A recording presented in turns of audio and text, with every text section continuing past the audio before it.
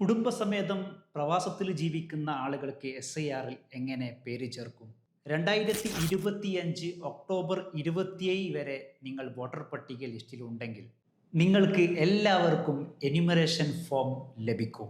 BLO വീട്ടിൽ കൊണ്ടുവരുന്ന ഫോമിൽ നിങ്ങളുടെ വീട്ടിലെ ആരെങ്കിലും മുതിർന്ന ഒരാൾ ഒപ്പിട്ടാൽ മാത്രം മതി.